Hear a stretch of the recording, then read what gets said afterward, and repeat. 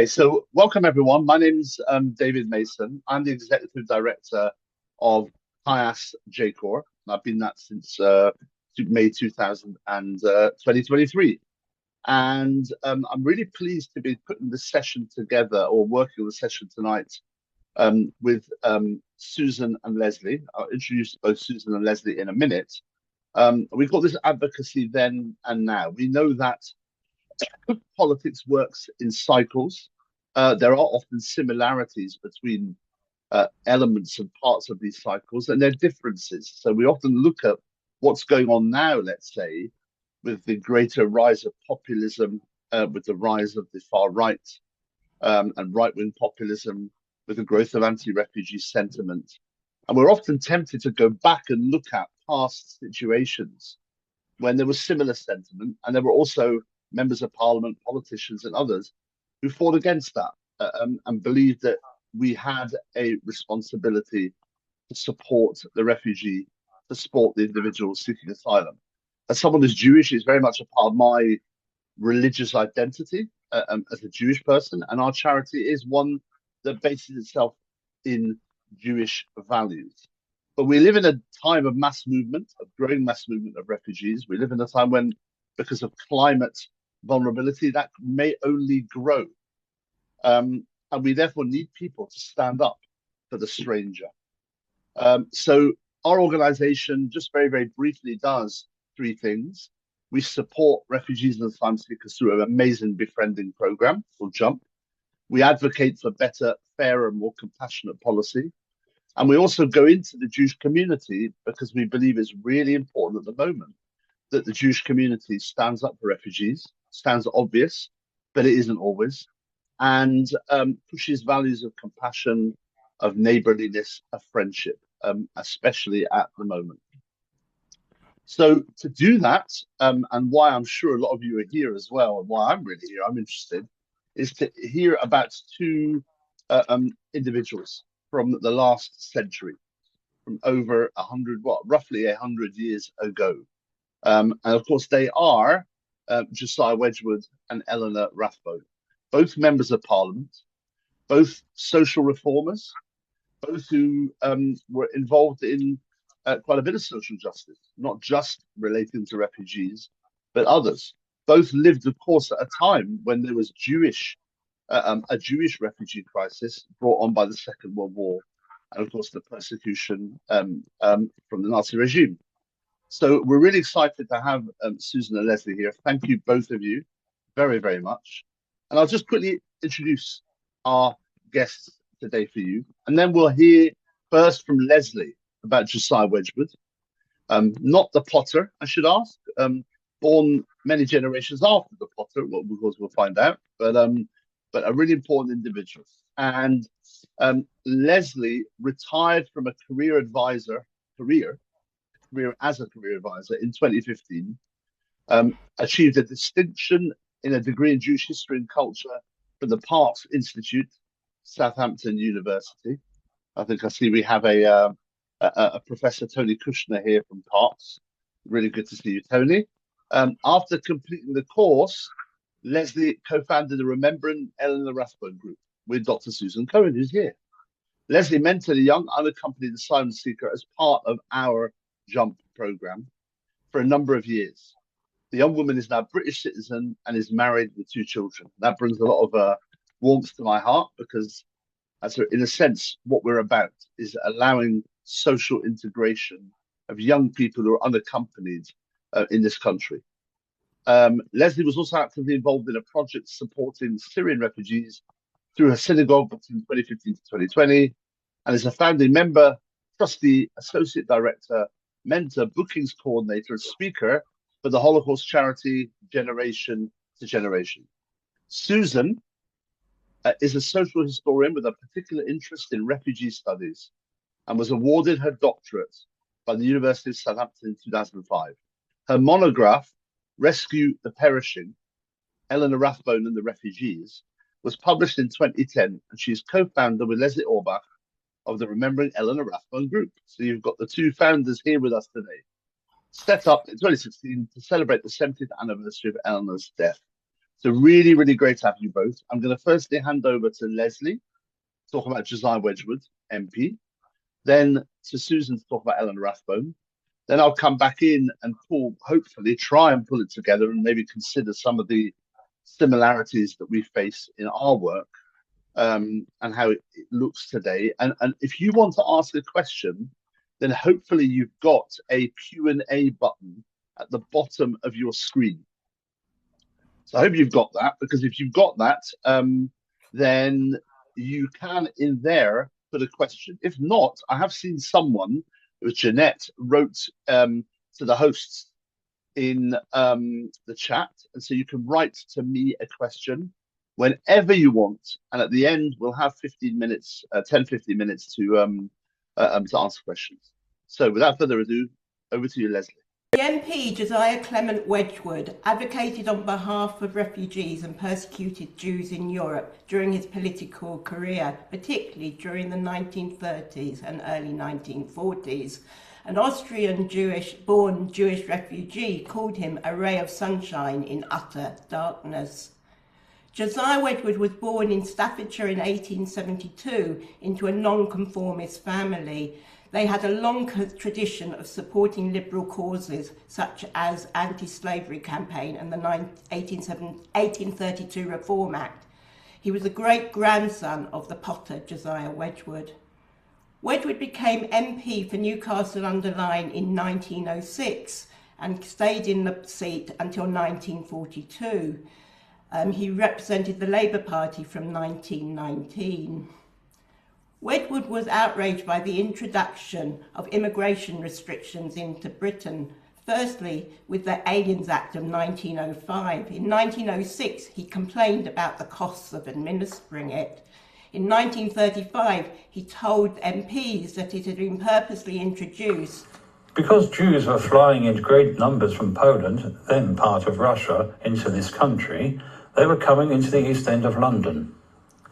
Speaking in the House of Commons in 1919, during a debate on what was to become the Aliens Restrictions Amendment Act, Wedgwood declared, "I have never been so ashamed of this House of Commons as I have been today. It is a case of people who are strong coming together to persecute the weak." He asked, "Why cannot we try and turn enemy aliens into friendly aliens?" And he reminded MPs, "Why cannot we teach that England is something worth living for, something worth fighting for, something worth loving, instead of persecuting them and making their lives a hell?" He observed in 1919, "At all periods in our history, some people have been opposed to aliens. You always have a mob who will hunt down foreigners. And you always have people who will make use of the passions of the mob for their own political ends." He held this view to the end of his life. In July 1940, Wedgwood urged the Home Secretary, then Sir John Anderson, to confront the false assumption that indiscriminate hostility to aliens and refugees is a patriotic necessity. It is hard not to hear the contemporary echo. On the 21st of February 1933, 21 days after Hitler had been appointed German Chancellor, Wedgwood was the first MP to ask that victims of Nazi persecution be given refuge, urging the Home Secretary, Sir Samuel Hoare... There are many members of...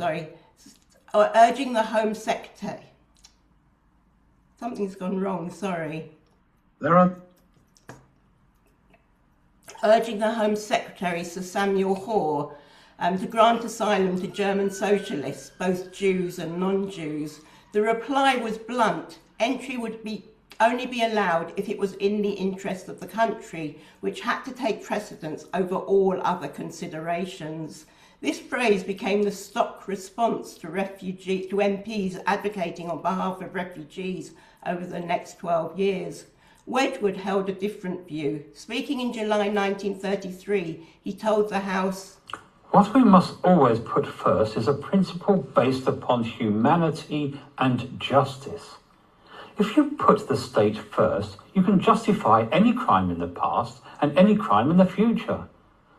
In the interest of society, people have been burnt at the stake.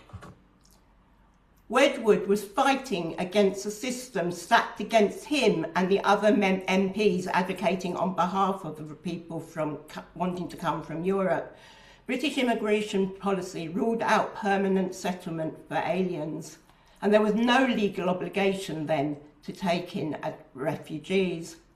Refuge depended on applicants being able to support themselves without recourse to public funds, having clear prospects for re-immigration, accepting restrictions on work and length of stay, and ultimately on the Home Office discretion. Entry did not become easier as persecution intensified and spread to Austria and Czechoslovakia. Temporary asylum was granted only to narrow categories: domestic servants, unaccompanied children, agricultural labourers, those with guarantors and re-immigration plans, and later political refugees from Czechoslovakia. Wedgwood told the House in July 1935, "The immigrant must have money. The period of his stay must be fixed at 3 months or 6 months, and he must pledge himself not to take any work while here." A sort of fascist attitude is adopted towards these unfortunate people who have no friends. It is ridiculous. Many of them are starving people who have been driven out of Germany. Wedgwood was driven by an enormous sense of justice. In April 1933, he told the Home Secretary that Britain had a duty to grant hospitality to the oppressed, despite what the Prussian Aryan may feel about the Jews, or the peacemongers, or even the socialists. It was not, he insisted in July 1933, an administrative issue. It is a moral problem. It's not a question of the safety and convenience of the state, but a question of justice and of our standards of civilization and Christianity. He challenged the argument, still heard today, that refugees and asylum seekers were a burden, saying in April 1933, "I would like to see the strengthening of this country by the admission freely into this country of those elements which are now suffering from persecution." He reminded MPs of the Huguenots, ancestors of many in the chamber, who had rendered an inestimable service to this country in war and in peace. And he made the point, "We are anxious to import foreign capital. How much better is it to import foreign brains and amalgamate them?" And he begged, "Let those people in." In July 1935, Wedgwood argued that population and prosperity went hand in hand and that refugees created as many jobs as they took. In April 1939, he told MPs, "The best solution of this problem is not charity or a subvention from the taxpayer, but that they should get work and produce wealth for the country. They should be enabled to be merged in the ordinary population of the country, and one of the natural ways is that they should come under the unemployment insurance like ordinary English people." Writing in the Staffordshire Sentinel in March 1939, Wedgwood insisted that generous asylum had repaid Britain handsomely, and he described claims that refugees took jobs from British people as ridiculous, uncharitable and ignorant. It is not, he stressed, by national selfishness that the problem of unemployment will be solved. On the 22nd of March 1938, 19 days after the Anschluss, when Germany took over Austria, Wedgwood introduced a bill to suspend the Aliens Act for 6 months to allow Austrian refugees into Britain and to give them British citizenship if they wanted it. He said, "While we sit here in peace, men and women like ourselves in Austria are suffering beyond human conception." He described professionals dismissed, workers sent to concentration camps, shops looted, homes ransacked, women publicly humiliated. His conclusion was uncompromising. "We must not keep them out of this country. For our honour's sake, we dare not keep them out." To refuse and to do less than the French, he said, would be a crime against the Holy Ghost for which there is no forgiveness. The bill failed, but only by 68 votes, so that's a positive thing. As well as calling for Jews to be allowed into Britain, Wedgwood also asked they be allowed into Palestine, then under British mandate. And he insisted that Britain had both the capacity and the moral responsibility to provide practical assistance. In April 1933, he asked the Colonial Secretary, "How long is the right honourable gentleman going to put in prison and keep in prison these unfortunate Jews, whose only crime is that they want to enter Palestine?" The response was that there can be no question of departing from the principle, which has been consistently followed, that immigration into Palestine must be governed by the economic absorptive capacity of the country. In March 1938, Wedgwood asked, "In view of the apparent extermination of the Jews in Austria, could the right honourable gentleman not get some modification made in the immigration schedule which has recently been put up as the policy of this government on Palestine?"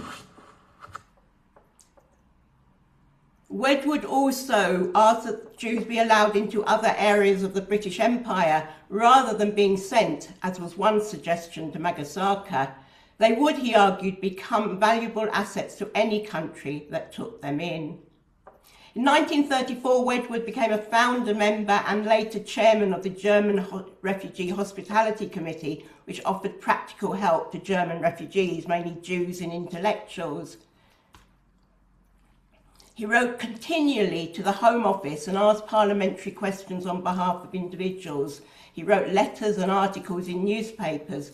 He paid the guarantors of £50, worth just over £3,000 a day, for around 200 people, and therefore saved their lives. And he housed many at his home in Staffordshire, known fondly by the refugees as the Ark.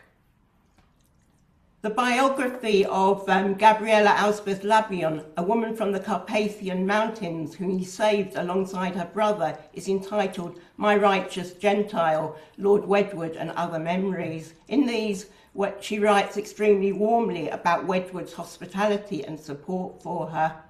From December 1938, he served on the Parliamentary Committee on Refugees with Eleanor Rathbone. From mid-May 1940, the government began the mass internment of so-called enemy aliens, many of whom were Jewish and political refugees already cleared as of no threat. Together with Eleanor Rathbone, he became a leading voice against internment. Speaking in the House of Commons on the 23rd of May 1940, Wedgwood argued that the men being interned would be far better employed with arms in their hands, fighting in a foreign legion under British officers, instead of being a perpetual charge to the public of this country and being forced by sheer injustice into losing their faith in British honour and in the British love of freedom. What I want to stop is not only injustice, but the stupidity of locking up those who should be our friends.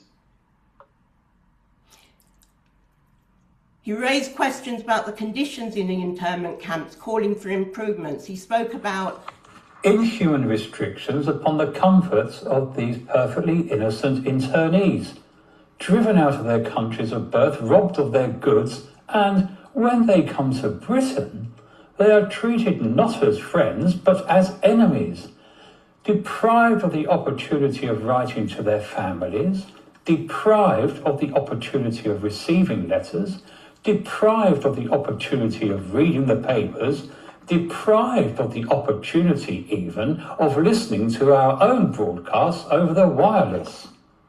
The answer to his complaints was that a large number of people were being interned and such issues would be addressed once conditions were more settled. Wedgwood emphasised the importance of integration. Speaking in Parliament in 1937, he insisted that government policy should ultimately aim to help refugees work, contribute and become British in every sense of the word. And the refugees had their own role to play. They must try to understand English people and become part of the country. Given time and support, They will amalgamate and become, in due course, excellent citizens of this country. Near the end of his life, Wedgwood wrote, I have been everywhere, but achieved nothing. The judgment is too harsh. He kept refugee matters on the parliamentary agenda and personally sponsored and then saved at least around 200 people. Refugees remember him with deep gratitude. Bernard Kaufman told him, "We refugees have a deep feeling of gratitude towards you, who have stood up and spoken for us, even in most difficult times." Sue Phillips, whose mother and aunt were helped by Wedgwood, wrote in the Association of Jewish Refugees magazine, "I owe him an enormous debt of gratitude, as do my children and grandchildren, and only wish that his humanity was more widely known." Wedgwood's biographer, Joshua Stein, acknowledged he had a tendency for hyperbole, but also wrote, "Life is not about winning, but about trying. Wedgwood's victory was not in the accomplishment, but in the attempt, in the courage shown by going into battle, even into certain defeat, when he saw the cause was just." Wedgwood did not stand by. He stood up again and again when it was unpopular and inconvenient. That is advocacy then, and this is the challenge of advocacy now. Thank you. Thank you really so much, Lesley. That was fascinating, absolutely fascinating, inspiring, and there was so much we could draw from it and so many comparisons to today. But yes, exactly. Susan has started the PowerPoint, and we're over to Susan now to give us another perspective. Someone known in her work for suffrage for women and women's involvement in politics, but now we're going to learn about her involvement in supporting refugees and the refugee cause. So over to you, Susan. Thank you. For those of you who are not familiar with Eleanor Rathbone, it is fair to say that as an advocate on behalf of refugees in and from Nazi-occupied Europe before and during the Second World War, she had no equal. No other member of Parliament devoted so much time and energy over such a long period to the refugee cause as she did, earning her the nickname of MP for Refugees. To put her in context, Eleanor was born in 1872 and was a lifetime nonconformist. Her working life was devoted to humanitarian activism, and she gained renown as a feminist, suffragist, philanthropist, social reformer, pacifist, and campaigner for family allowances. After she was elected as an independent MP in 1929, she continued her wide range of political activities. But it was Hitler's accession to power in January 1933 that compelled her to alter the focus of her activism and to prioritise the refugee cause above all else. She made her position very clear to MPs in April 1933, warning them that not only did Nazism threaten democracy, but the uncontrolled power of the party was, as she said, allowing them to inflict cruelties and crushing disabilities on large numbers of law-abiding citizens whose only offence was that they belonged to a particular race or religion or professed certain political beliefs, concluding that Herr Hitler and his colleagues have let the world see plainly their feelings of blood and race. The Munich settlement, signed on the 29th of September 1938, did avert war temporarily, but in its wake came a human tragedy which Eleanor had envisaged. The fear of a German invasion and the subsequent annexation of the Sudetenland created a huge refugee crisis as people fled, very many of them seeking refuge in Prague. And Eleanor embarked on a campaign to aid the rescue of as many endangered people as possible. Her response was immediate, as she exerted mounting pressure on the British government to issue thousands of entry visas rather than the meagre 250 that were on offer. Although there were some old Reich Jews amongst the most endangered, the majority of them were Sudeten Germans or political refugees, especially communists. And Eleanor, recognizing that she needed a formal organisation to aid her campaign, in 1938 she established her official sounding but purely voluntary Parliamentary Committee on Refugees, drawing in support from 200 cross-party MPs, including Josiah Wedgwood, as Lesley mentioned. Eleanor had a vast network of contacts, and in response to an impassioned letter from Doreen Warriner, who was working for the official British Committee for Refugees from Czechoslovakia in Prague, she made a 5-day trip to the city in January 1939. Warriner arranged for her to meet officials and politicians, and, as requested, for Eleanor to be taken round 10 of the worst refugee camps. They were all overcrowded and insanitary, and people were being held in appalling conditions, with one particular place, Delny Krupa, described by the local doctor as a living grave. Eleanor returned home, armed with detailed evidence and ready to intensify her campaign. Fought on every front available to her, she compiled detailed reports on what she had seen and heard, and was regularly on her feet in the House of Commons, asking parliamentary questions, making desperate appeals for visas, calling for the entry criteria to be eased, and for the promised government loan to be paid to Czechoslovakia. Following the outbreak of war, the opportunity for helping refugees escape from Nazi-occupied Europe almost vanished, as any outstanding visas were immediately cancelled. This precipitated a change of focus for Eleanor's campaigning, as she now devoted her time and energy to advocating on behalf of refugees already in Britain. Some 55,000 Jewish refugees from Germany and Austria were amongst the approximately 80,000 refugees living here at the time, and who now found themselves newly classified as enemy aliens through the tribunal system. The categorization of individuals, and especially the employment restrictions imposed on those in Category B, numbering about 6,780, became a burning issue between Eleanor and the Home Secretary, Sir John Anderson. Thousands had mobility restrictions imposed upon them, affecting their ability to work and to be financially independent. Employers experiencing huge labour shortages were desperate to take on suitable refugee workers, but permits were taking forever to be issued.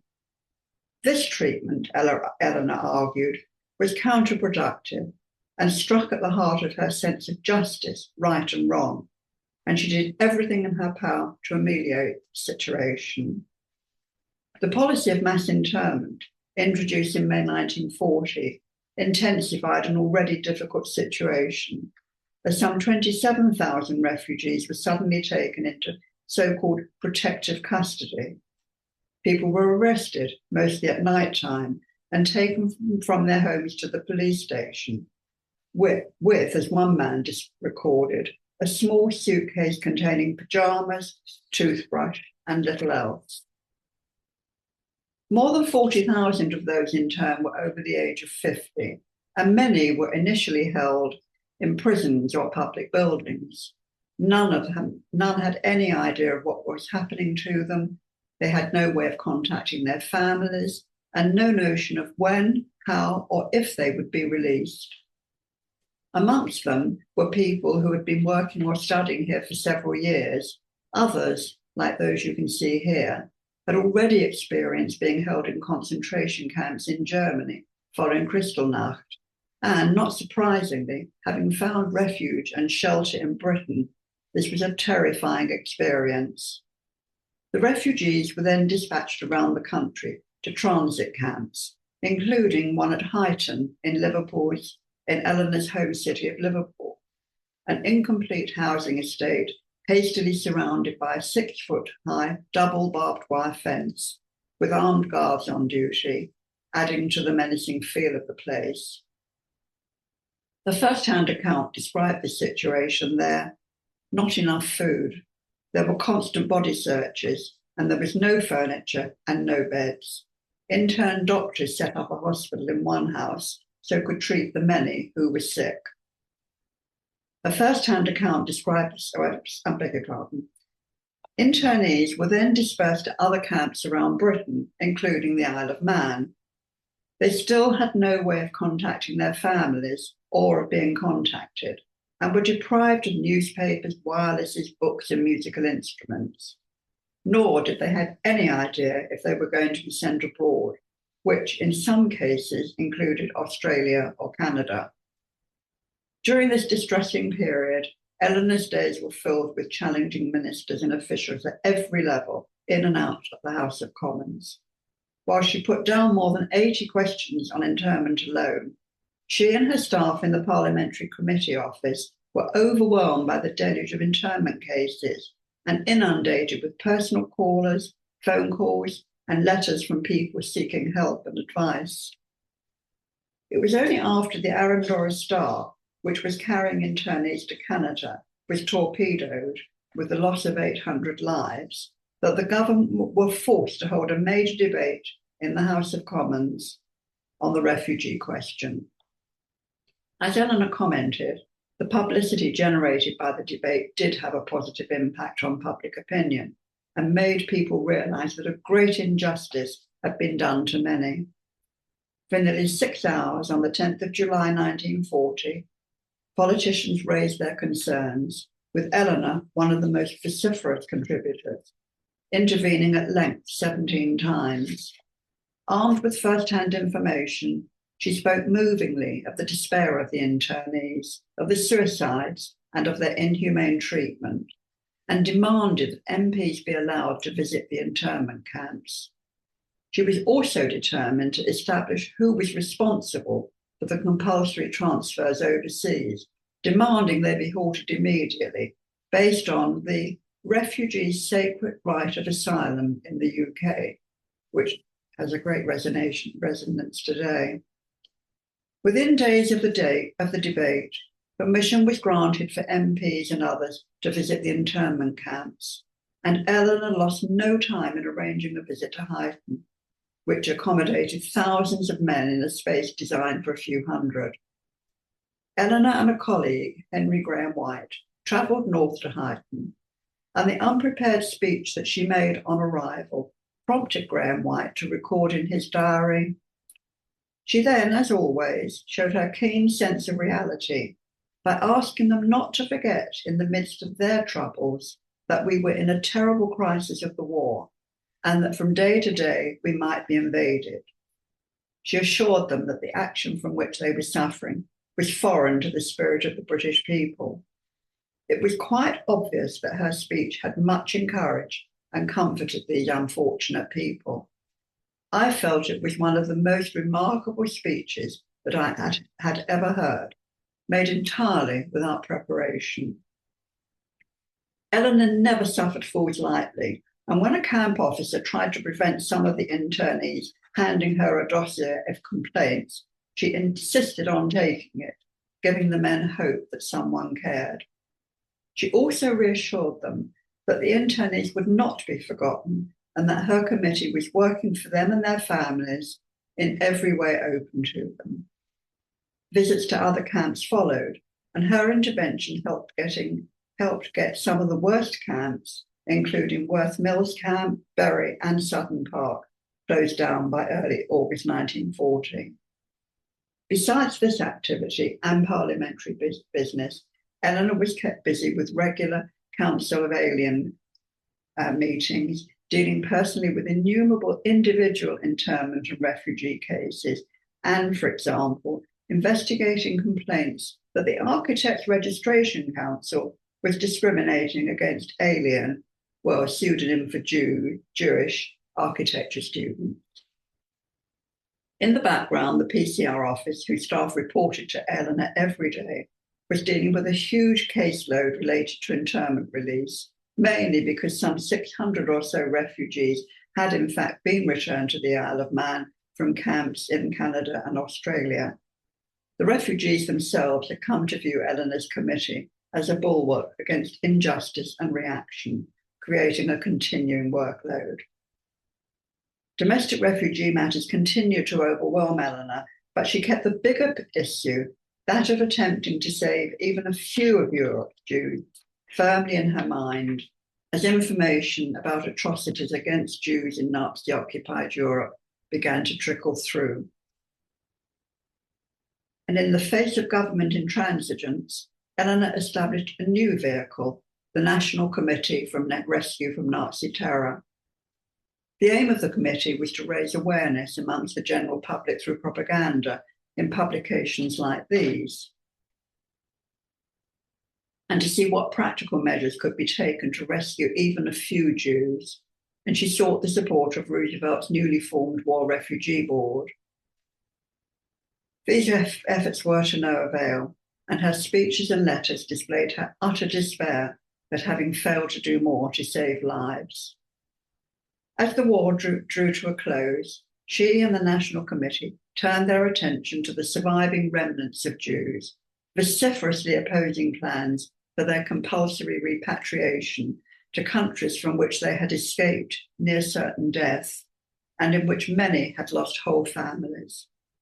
By her own admission, the refugee issue had a more powerful impact on Eleanor than any other campaign she was involved with, and it badly affected her health. She was a dedicated politician and an extraordinary advocate for refugees, but this devotion came at a price, and she died aged 74 on 2nd of January 1946, following a stroke. And here you can see the plaque, which pays tribute to Eleanor and was unveiled at Boot Lane Cemetery, thanks to the Eleanor Rathbone, Remembering Eleanor Rathbone group, which comprises Lesley and myself. And just for your interest, that is the copy of my monograph. And thank you very much, Tony, for the foreword. Thank you. Thank you so much, Susan, really. If you have any questions, Susan, if you mute yourself now for a second. Obviously, any questions, please do put them in the chat. I think you can, and you might have a question. Look, I mean, that was very powerful. So Lesley and Susan, thank you.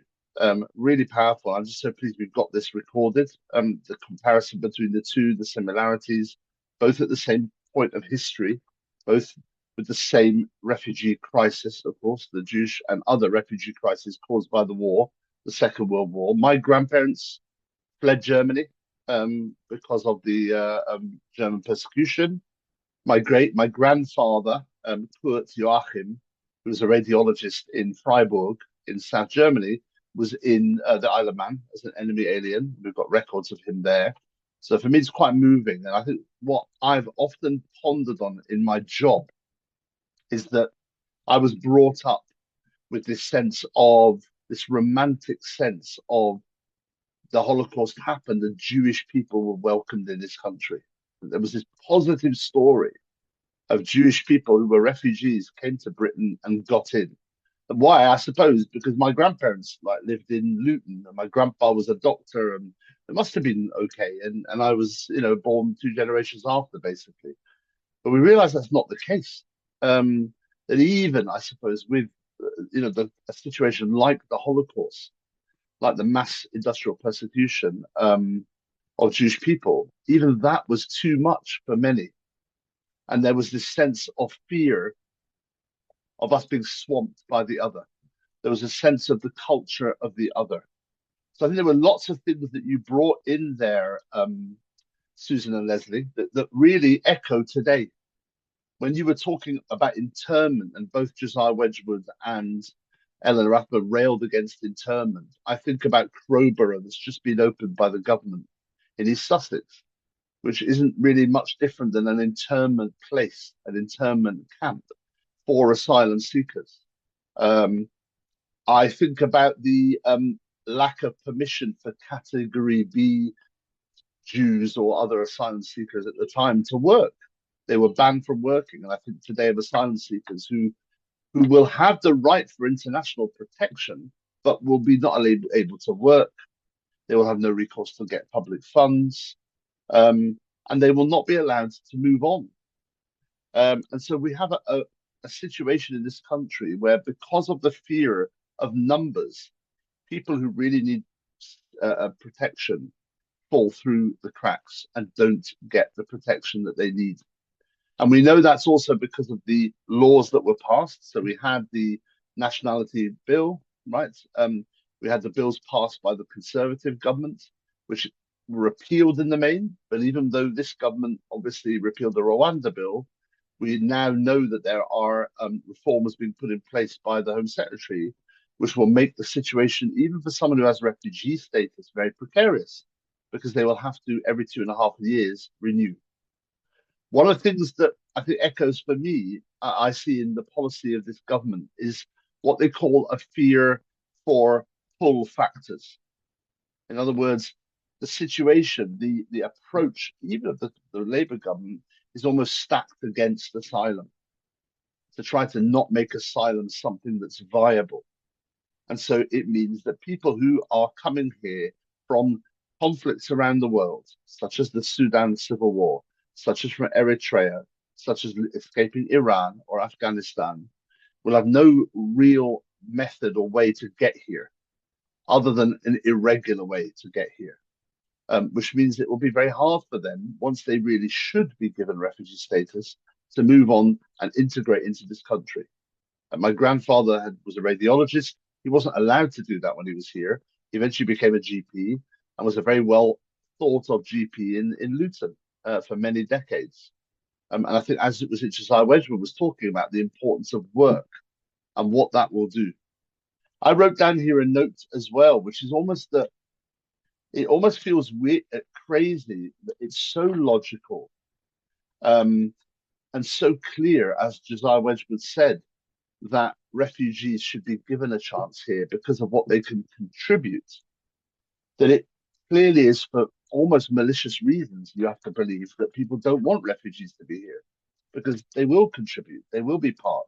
They're not taking jobs, they're contributing to a wider wealth of the country, and they're contributing to the wider health of the country. And so why not? And that worries you, of course, that there are darker reasons for many why they're negative about it. One thing that struck me also that I wanted to mention was, I didn't know about, and I'm sure many didn't also, was the arrests of people to be taken to mass internment. I only think about ICE in Minneapolis, what's going on at the moment in America. God forbid that would come to the streets of this country. But we worry, right? But certainly in America, people being, and I think in America probably it's even worse. I don't think people are allowed the small case of the pajamas and the toothbrush even. They're literally just taken from their workplace and interned. That echoed for me. So I think it's a bit sad, really, in the echoes. But on the other hand, the importance of finding champions within Parliament. There are members of Parliament even today, right? We obviously know Lord Dubs. Alf Dubs is a key person who's for many decades worked and pushed, and is a sort of Josiah Wedgwood stroke Eleanor Rathbone character, really, in terms of how in 20, 30, 40, 50 years we might write about him. And he came on Kinder Transport, of course. But there are young MPs and experienced MPs who we work with. I was very inspired by Tim Farron, who used to be the leader of the Liberal Democrat Party. And he, in Parliament, when there was discussion on refugees, I can't remember when it was, quoted the Bible, where we're told, in fact, in Jewish synagogues, it was read last week. For those that read through the Torah in 1 year, we read, "You should love the stranger because you were strangers in Egypt." And he quotes that in Parliament. I was very moved by that both the Jewish tradition and maybe also Christian tradition should lead to that compassion and fairness. So before we go to one or two questions, we have one question here, one or two questions here. I don't really want to necessarily talk about some of the minute policies we work on because that's not really what we're here for. But let's look at some questions here because Larry Botinick writes, "You provided a context which explains why the Kinder Transport was Kinder only. I never understood that and why we celebrate that without that large caveat in mind." That's interesting. And I think connects to what I was saying, I suppose, that we romanticize the Kinder Transport and yet their families were left behind. Lesley, do you want to come in on that?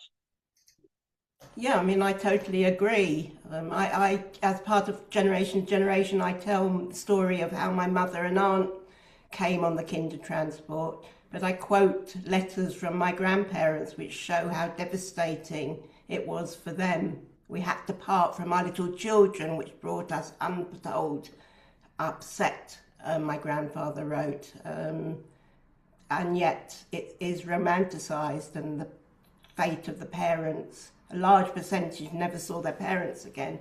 Fate of the parents are just forgotten in this wonderful woolly story of how wonderful Britain was to let children come here. And you know, we must remember that they agreed to do it, but not as long as it didn't cost them anything. So I totally agree. Yeah, that's really helpful. Maybe Susan, let's take the next question for you, which is from Tony. Thank you very much. Exactly. I'm not putting you on the spot from Tony, but that is a very good question actually, which is how would the two campaigners that you obviously talked about, how would they manage today? Obviously, in a world of social media, in a world of greater global divisiveness, maybe I suppose, of populism, which is not new to this world, populism in terms of the last century's politics. But how do you think? Well, that is such a hard question. It's a really, really hard question, you know, because the whole atmosphere would be completely different. You can't just look at the social media in isolation. It would be the whole way that politics is disseminated and how we're seeing debates in Parliament. Actually, you can watch them as they occur. I'd like to think that Eleanor would have embraced it, but she was a very strange lady, you know. I honestly can't. Do you know what? I really don't think I can answer that. I think, Tony, I would like to think that she would have embraced it and she would have used it for the benefit of refugees, and that she would be there fighting against all the lies and the disinformation and misinformation. But as you said, totally ahistorical. I think, Susan, she would have been an absolute godsend for activists and campaigning organizations. And maybe that world is different than what it was 100 years ago, because we're always looking for MPs that will ask questions in Parliament, that will ask questions at ministerial state. So she would have been very, very, you know, clearly been a supporter like that and worked with the sector, as we call it. And she was relentless. She wouldn't give up. She was totally and utterly determined. Whatever the fight was, she would take it on. She would not let go. Lesley, I've got a good question actually. Well, there's a similar question here really from Paul Lincoln in the Q&A, which is, apart from Lord Dubs, which politicians are currently championing the rights of refugees? Is there an Eleanor or a Josiah? Emmanuel has said it similarly. Is there a public figure today that embodies these values? I suppose that doesn't mean just politician, I suppose. So are there politicians? Apart from, I can't answer that question. I'm not aware of any apart from Lord Dubs. But you're in a better position, David, to answer that question, I think. Well, I think, I mean, in terms of parties, the Liberal Democrats are actually a very good party on this stuff. And I've got a really good line. In the Labour Party, we work very closely with Alex Sobel, who's an MP for Leeds, who has been a really good champion of these issues. He's great. And I think there are probably other MPs also who probably are, and I think, Tony, I don't think you're wrong. Tony just mentioned, while we might not want to admit it, Jeremy Corbyn has campaigned for refugees for 30 years plus. I mean, you can't deny that. I think Nadia Whittom, who is a Nottingham-based MP, is someone who's actually very good on this stuff as well in the Labour. So there are MPs. Do they have a name? You know, when you think of refugees, I'm not sure there's a person you think of. You know, you go, oh, that person. You always think Lord Dubs. Alf Dubs is straight to mind, the Dubs Amendment. I'm not sure, I might be wrong, because of the myriad of issues that are existing today, because of issues around cost of living, the economic problems that people face, maybe because of the political precarity MPs are feeling in terms of their own constituency. Labour has a massive majority, but they might lose it. Well, people are worried about their seats and they're not as radical. I don't know. Be interesting to look at what are the majorities that Eleanor and Josiah had, and were they safe seats? Were they confident in their constituencies? Susan. Just to say that Eleanor was in a unique position because she was an independent MP. Independent. So she did not have to toe any party line at all. And although there would be some people that would say, well, she didn't have the support of her party, on the other hand, she was free to keep persisting. And I think that's one of the reasons why she was such a very strong advocate and so successful as an advocate. And she became known as the MP for refugees. Yeah, and that's really key. Yeah. Yes. And Josiah Wedgwood had a ministerial position once in 1924, the Duchy of Lancaster Chancellor, but he wouldn't toe the party line, and he stood down so that he could campaign on issues that he wanted to campaign on. Yeah. So one question I've got, again, if you have one last question, everyone, please do write it in either Q&A and the chat. One thing that I think about a lot, I'm not the only one, I'm sure others here, is the racial issue involved in attitudes towards refugees, because clearly there is incredible, and I'm speaking here with Tony Kushner in the audience, who's an expert on this, but there clearly is a complicated relationship between Britain historically and refugees, an almost uneasy relationship. So you'll see, I remember Tory ministers getting up and saying, we're a compassionate country, we're a compassionate country because we helped some Syrians, and which was important, obviously, the Syrian program, or the Ukrainians, etc. And yet we have internment camps basically for people who seek asylum, who can't work and can't get on, and the suffering and the homelessness is just awful. So is there, what do you both feel about that element?